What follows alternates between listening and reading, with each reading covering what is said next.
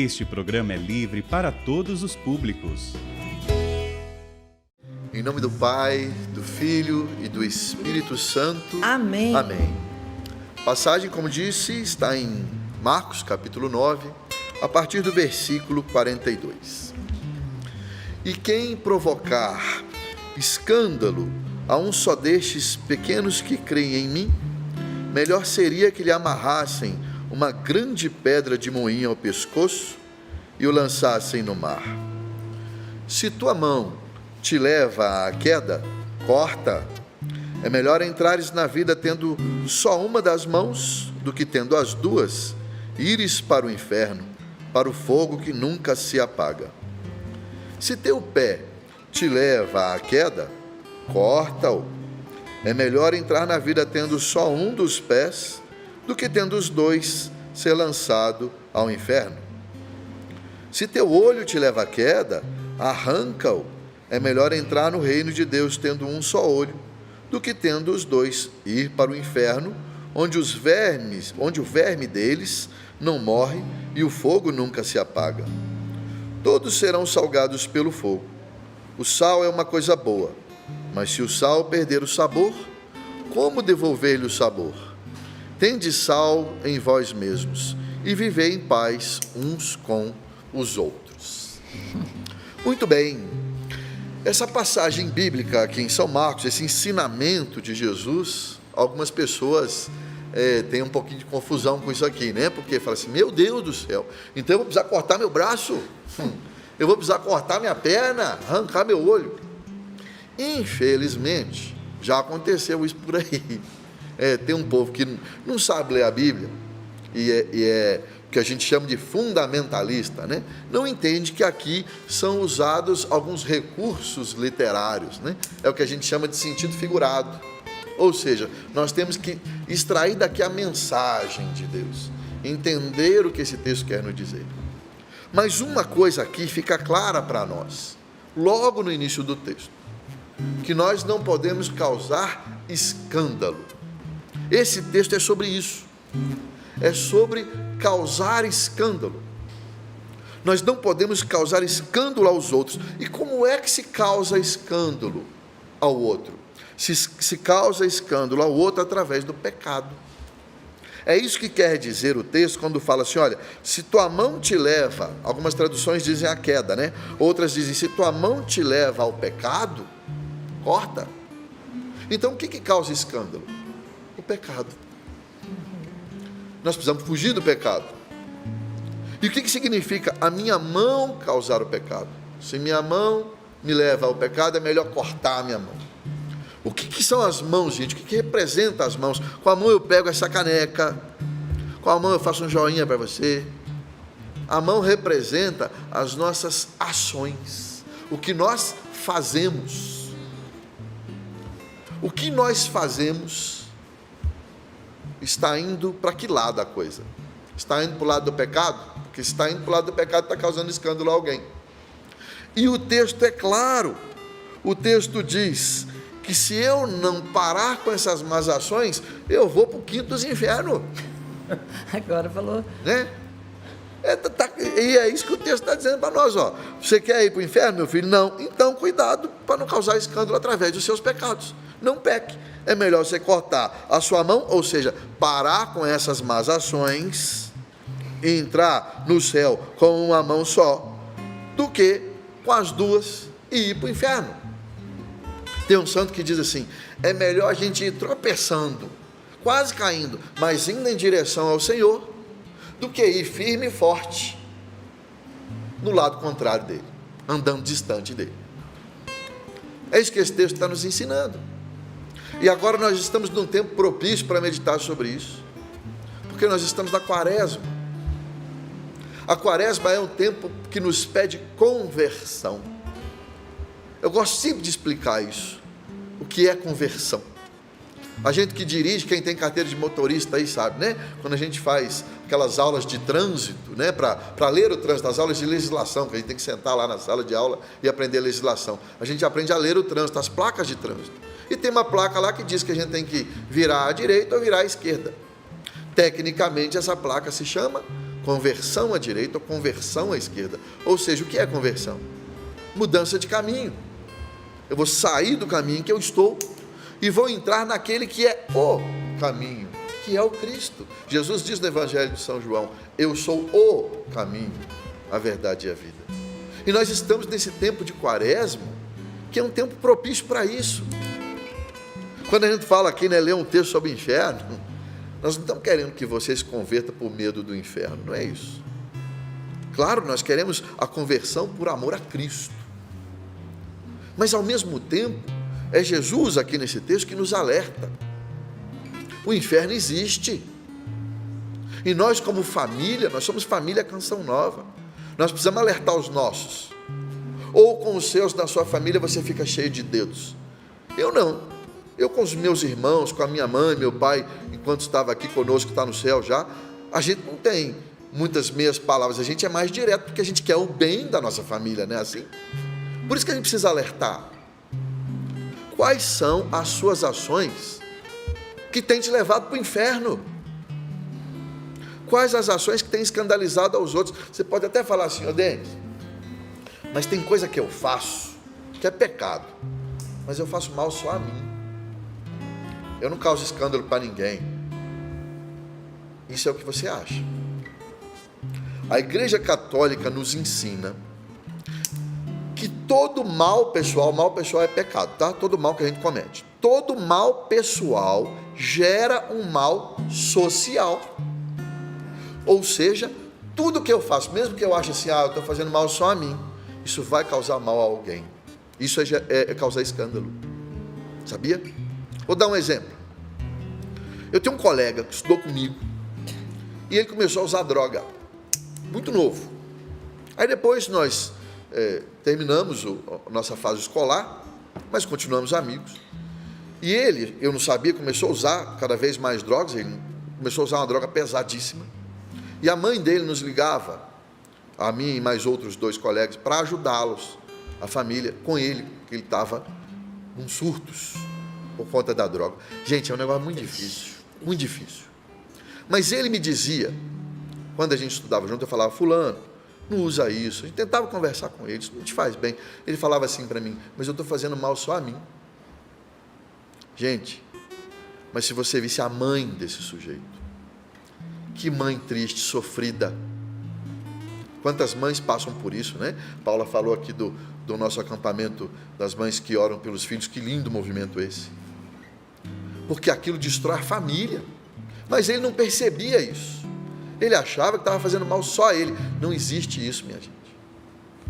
Aí, passado um tempo, eu me mudei, né? Eu estava em Minas, me mudei, vim para o estado de São Paulo. Aí, alguns anos depois, eu voltei. Uma das minhas idas à minha cidade foi à missa com quem eu encontrei, com a mãe desse meu amigo. Gente, que bonitinho. Cabelo penteadinho, feliz, de vestido bonitinho, na missa, com o marido. Toda feliz, porque fosse meu filho, foi para uma clínica, se recuperou e agora voltou ao trabalho, voltou aos estudos, está outra pessoa. Olha essa mãe, aquela mãe que estava triste, aborrecida. Agora ele recuperou, não só ele, mas a família inteira. Isso para mostrar para você que todo o mal que a gente faz, todo pecado, ele causa mal a nós, mas também a outras pessoas, mesmo que a gente não perceba, mesmo que a gente não veja. Por isso a pergunta: quais são as suas ações que têm escandalizado a outros, que têm feito mal a outros e que têm te levado para o inferno? Eu não consigo perceber. Quaresma é para isso. É para te ajudar nisso, a você se converter, a fazer esse momento íntimo seu com Deus, para trazer para fora, jogar a luz naquilo que talvez está escondido. Sabe um sinal bom para a gente perceber? É assim: a gente encontra com as pessoas na rua às vezes, aí você pergunta assim: aí fulano, como é que está a vida? O sujeito fala assim: minha vida está um inferno. Isso é um sinal, hein? Ou então você encontra com a pessoa também, ela fala o contrário: que bom, como é que está a vida? Meu filho, estou vivendo o céu aqui na terra. É isso, já é indício do que você está vivendo, o inferno ou o céu aqui na terra. É o que você vai continuar vivendo depois, meu filho. Como é bom andar aqui pela chácara, da Canção Nova, dia de acampamento, a chácara cheia, tão bonito. Isso eu estou aqui há quase 20 anos, minha gente. E eu ouço as pessoas dizendo pela chácara fora, isso aqui é um pedacinho do céu. Ai, como é bom ouvir isso. Sinal de que nós estamos no caminho certo. Sinal que as nossas ações não estão escandalizando ninguém. Pelo contrário, estão favorecendo o céu já aqui na terra. Eu conheço uma senhora, santinha, Dona Zita. Ô, Dona Zita, um beijo para a senhora. Dona Zita tem uma loja de artigos religiosos, vende produtos de Canção Nova, lá na minha cidade, lá em Viçosa, Minas Gerais. Dona Zita, quando fez aniversário, uma vez, e ela é muito santinha, participa na paróquia e tal, acho que não lembro, acho que ela fez 50 anos na época, se eu não me engano. Aí chegou um desavisado lá, fazendo piada com ela, falou assim, ô, Dona Zita, 50 anos que a senhora reza, hein? E se esse negócio de céu não existir nada, a senhora está tomando um prejuízo danado. Na sabedoria dela, ela falou assim, tem problema não, meu filho. Se esse negócio de céu, como você diz, não existir, nesses 50 anos rezando, eu já estou vivendo o céu aqui na terra. Ei, Santa Zita. É isso. São indícios. A gente já começa a viver aqui, para a gente depois continuar na vida eterna. Por isso esse alerta. Quais são as suas ações que têm te levado para o céu ou têm te levado para o inferno? É o que o texto diz para nós. Mas o texto continua. Vai falar dos pés agora. Se teu pé te leva ao pecado, corta-o. É melhor entrar na vida tendo só um dos pés do que tendo os dois, ser lançado ao inferno. Você vai dizer, mas meu pé? Como assim? Como é que eu vou pecar com o pé? Chutando os outros? Não. O que o pé representa? Lembra que aqui é uma linguagem figurada? Direção, né? Os caminhos pelos quais nós temos ido. Que lugares você tem frequentado? Por quais caminhos você tem andado? Qual o caminho, qual a direção sua vida tem seguido? Em direção a Cristo ou em direção ao inferno? É o texto que está falando aqui, tá? Sou eu, né? Veja, tem muita gente que fala assim, não, mas eu vou lá, nesse lugar, que não é tão santo assim, mas para evangelizar os outros. Será? Ô, meu filho, já diz um ditado dos antigos, diga com quem andas, e eu te direi quem és. Salmo 1 fala sobre isso, tá? Os ditados dos antigos são muito de sabedoria, porque são baseados na Bíblia, não tenha dúvida disso. O Salmo 1 já fala, se você vai andar com os ímpios ou você vai andar com os sábios, com os santos. E aí você vai ter fruto andando com um ou com outro. Eu lembro que uma vez eu fui pregar numa cidade, e aí eu falei, se o retiro vai começar quando? Na sexta, porque geralmente os retiros começam sexta à noite e vão até domingo. Na sexta, no sábado, como é que vai ser? Eu falei, não, Denis, aqui vai ter que começar no sábado, porque os jovens aqui, na sexta, vão para o inferninho. Eu falei, o quê? Creio em Deus Pai. Deus do livre. Inferninho, o que é isso? Eu falei, não, é o nome de uma boate que tem na cidade. É uma boate, uma danceteria, sei lá como é que fala isso hoje. Estou velho para essas coisas. Chama Inferninho, o nome do lugar. Eu passei em frente, que eu não acreditei. Passaram de carro na avenida para eu ver a placa. Inferninho. Ainda tem a placa. Ué, gente, se você anda, vai para o inferninho, você vai colher o quê? Céu? No inferninho não tem céu, não. Né? Às vezes chegam umas moças para a gente, aluna, e falam assim, ô professor, queria tanto encontrar um rapaz bom na vida. O rapaz às vezes também chega, professor, eu queria encontrar uma moça boa para namorar, constituir família. Ela falou, olha, que lugar você tem frequentado? Para a igreja você vai?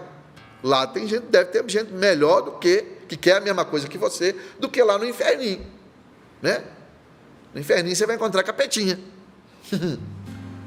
Então você tem que saber por onde você está andando, que lugar você vai, que lugar você frequenta. Você está aí na missa? Você vai para a igreja? Você vai para a sua casa? Ou você foge da sua casa? Você foge da sua família, do seu cônjuge, dos filhos? Gente, é melhor entrar no céu com uma perna só do que com duas ir para o inferno. Mas o texto continua. Vamos para a terceira parte. O que mais nós vamos ter que arrancar? Se teu olho te leva ao pecado, a Aqui não é corta. Aqui a coisa fica pior. É arranca. É o que o texto está falando. Ó. Se o teu olho te leva a pecar, arranca-o. É melhor entrar com um olho só no céu do que com dois. E para o quinto dos infernos. Por que arranca? Porque aqui você tem que tirar até a raiz.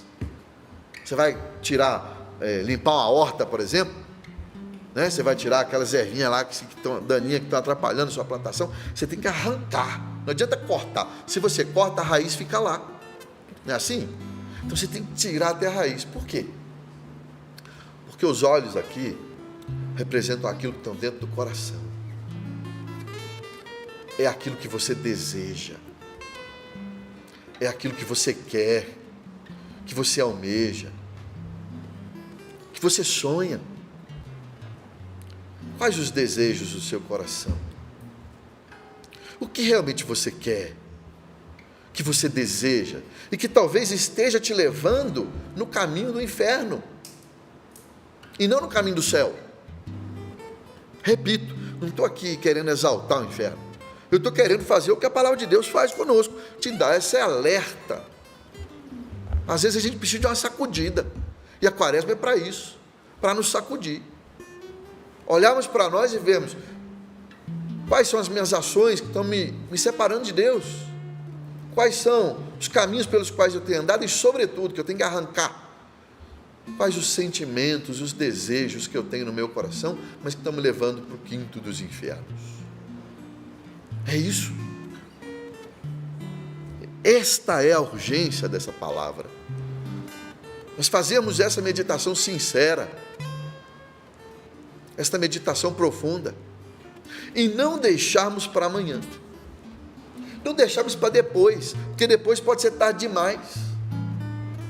Tem gente que fala assim: eu vou me converter, eu vou ver tudo isso aí que você está falando, mas estou muito jovem ainda, tenho que aproveitar a vida, depois eu vejo isso. Aí passa a juventude, falei, não, agora eu vou estudar, agora eu tenho que dedicar meu tempo aos estudos, porque eu tenho que formar uma profissão, e aí, estudou, formou, não, agora eu tenho que trabalhar, agora não dá tempo de pensar em conversão, em Deus, não, eu tenho que trabalhar, aproveitar que eu sou adulto, formar a minha vida, minha família, estou com saúde, beleza. E agora? Agora trabalhei demais, agora eu vou aposentar, né, minha gente? Vou descansar um pouquinho, agora eu estou precisando descansar, aposentar, depois eu penso nisso aí. Aí aposento, descanso, e agora? Agora tem meus netos, que meu neto é bom demais, agora eu quero aproveitar os netos, mexer com esse negócio de Jesus, depois. Aí morre, né? E aí? Vai para o quinto dos infernos. Aí tarde demais. A gente tem que entender que a dimensão religiosa da vida faz parte da nossa vida desde que a gente nasce. Lá em casa, eu gosto sempre de contar a história dos meus meninos, né? Gente, esse dia eu acho tão bonitinho, até chorei. Não vou chorar aqui hoje não, sempre choro, né? Meu filho tem 5 anos de idade. E lá em casa, a gente costuma rezar o texto mariano, uma vez por semana, geralmente aos sábados, em família. Mas o texto mariano, o texto da providência, da divina providência, nós nunca rezamos lá com ele e nunca ensinamos.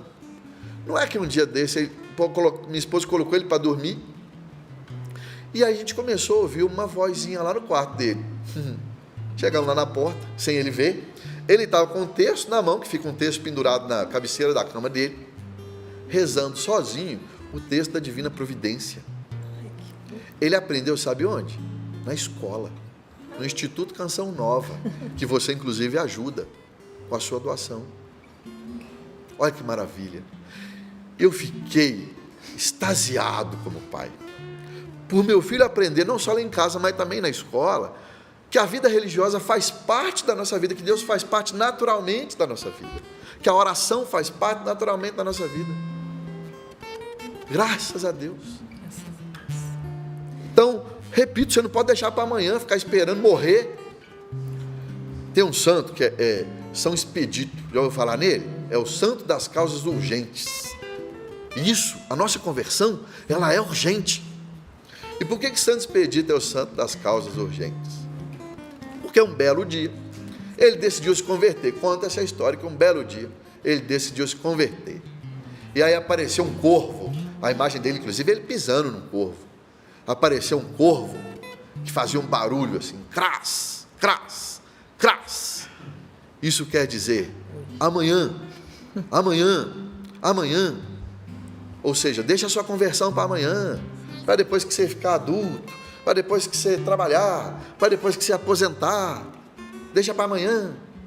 E Santo Expedito, na hora, viu que aquilo era coisa do demônio falando na cabeça dele, aquele corvo. Deixa para amanhã, deixa para amanhã. Santo Expedito esmagou aquele corvo. A imagem dele é ele pisando nessa desgraça desse corvo. E ele disse, hoje, eu vou me converter hoje, não vou deixar para amanhã. Eu vou fazer o que eu tenho para fazer hoje, não vou deixar para amanhã. Meu irmão, minha irmã, não deixa para amanhã. Você é família, por isso que nós estamos falando nessa intimidade de família, tá? Não deixa para amanhã. Se converta hoje, faça uma reflexão nas suas ações, nos caminhos pelos quais você tem ido, naquilo que está dentro do seu coração, o que você deseja. Faça essa reflexão. Dá tempo, é hoje, não deixa para amanhã, porque amanhã pode ser tarde demais. Mas claro, nós temos boa notícia. Não posso ficar só com a parte difícil do negócio. Nós temos boa notícia, que é a sequência aqui do nosso texto. No versículo 49. Todos serão salgados pelo fogo. O sal é uma coisa boa. Mas se o sal perder o sabor, como devolver-lhe o sabor? Tende sal em vós mesmos e viver em paz uns com os outros. O que significa esse sal, minha gente? O sal nos ajuda a entender que nós temos uma vida e nós precisamos fazer escolhas boas dessa vida. Por quê? O sal aqui nesse contexto bíblico, a primeira coisa que ele faz, ajudava as pessoas nessa época, era conservar o alimento. Você já viu isso? Às vezes, lugar que você não tem geladeira, você tem que ir com a carne para algum lugar, o que você vai fazer? Você vai salgar essa carne, tem as técnicas para isso. Você salga uma carne, você consegue conservar essa carne. E era muito usado isso na época, né? Não tinha geladeira. Imagina uma região desértica, como é a região onde Jesus viveu. E aí, às vezes, eles tinham que fazer longas viagens, né? Conservava a carne com sal, e assim as pessoas conseguiam se alimentar, ou seja, manter-se vivos, manter-se alimentados. E ao mesmo tempo, o sal tem uma outra característica. O sal ajuda a dar sabor aos alimentos. E Jesus fala, olha, então reflita sobre suas ações, reflita nos lugares que você tem andado e reflita sobre os seus sentimentos e desejos. E tira tudo que está te levando para o inferno. E seja sal. Preserve a sua vida. Seja sal, dê sabor, não escandalize, mas seja sabor na vida das outras pessoas, dê gosto, que seja gosto assim, eu gosto de estar perto de fulano, que seja bom estar perto de você, não escandalize ninguém. Isso é ser sal, conservar a vida, isso é ser sal, dar gosto a esta vida. E assim você vai dar sentido a todos os momentos, inclusive aos momentos de sofrimento, inclusive aos momentos de dificuldade. Tem um santo, que é o São Geraldo Magela. Hoje eu estou falando de santo hoje, hein? Estou bom de santo hoje. Está bom de santo. São Geraldo Magela, ele foi um santo que cuidou de doente, cuidou de enfermo, fez muita coisa. E um belo dia, caiu doente numa cama. Ficou muito doente. E aí as pessoas iam lá no quarto dele e ficavam falando na cabeça dele assim: Ê, São Geraldo, o senhor que cuidou de doente a vida inteira, está aí, ó, Deus te deixa numa cama como essa, como é que pode? Ê, São Geraldo, você ficou cuidando de enfermo a vida inteira, agora você está entrevado aí numa cama, como é que pode? Lamuriando, e aquilo foi causando o quê? Um ambiente de inferno, de morte, de lamuriação, de reclamação. São Geraldo Magela falou: opa, eu sou sal, eu sou sal. quero dar sabor. Aí ele mandou fazer uma plaquinha. Fez uma plaquinha e mandou botar essa plaquinha na porta do quarto do hospital dele, onde ele estava lá, acamado. Escreveu na plaquinha assim: aqui se faz a vontade de Deus, como Ele quiser e até quando Ele quiser. Ah, que bonito isso. Aqui se faz a vontade de Deus, como Ele quiser, até quando Ele quiser.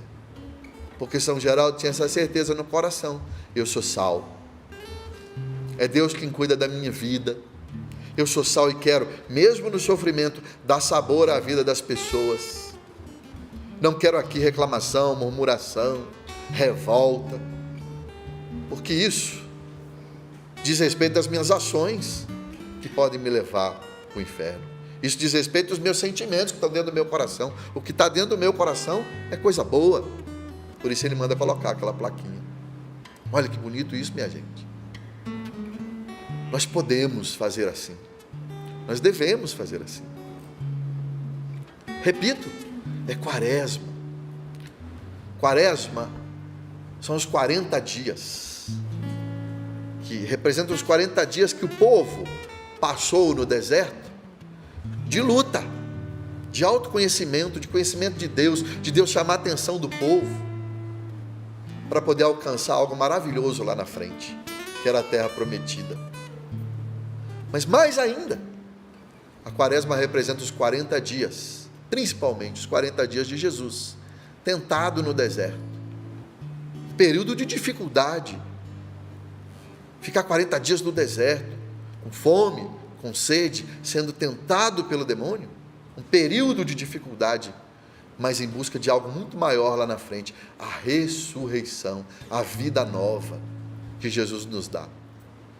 Então vivamos esse período de quaresma, esse período de dificuldade, porque é difícil trazer para fora o que está no nosso coração, enxergar de frente quais são as nossas más ações, enxergar de frente quais são os maus caminhos pelos quais temos andado. Isso é difícil, não estou dizendo que é fácil, mas nós estamos vivendo esse período propício para trazermos tudo isso para fora e entregarmos a Jesus e dizer a Jesus: Senhor, sozinho eu não consigo, mas pela Tua graça eu posso. Com a Tua graça eu posso deixar as más ações, deixar os maus caminhos, deixar os maus sentimentos e desejos e ser sal. Ser sal nesse mundo, preservar a vida, a minha vida, a vida dos meus, e dar gosto, dar sabor à minha vida, dar gosto, dar sabor à vida dos meus. Pela Tua graça, Senhor, eu posso. Com a Tua graça, Senhor, eu consigo. Com as minhas próprias forças, não dá. Sozinho eu não consigo. Mas contigo, eu posso. Porque eu sei em quem eu coloquei a minha esperança. A minha esperança está em Ti, Senhor. A gente já, em clima de oração, o Senhor já me mostra uma pessoa que está dizendo assim: não, eu estou há muitos anos com esse pecado aqui, eu não consigo, eu já tentei de todas as maneiras abandonar esse pecado e eu não consigo. E o Senhor está dizendo: eu estou contigo, eu estou contigo, eu sou o teu auxílio, confia em mim, e não nas tuas próprias forças, confie em mim. Façamos isso, meus irmãos, nessa manhã. Confiemos toda a nossa vida, sem reservas, e confiemos a Ele, entreguemos a Ele tudo que é mal em nós. Ele sabe o que fazer. Jesus passou pela tentação no deserto, passou os 40 dias e nos deu a vida nova na ressurreição. Ele sabe o que fazer.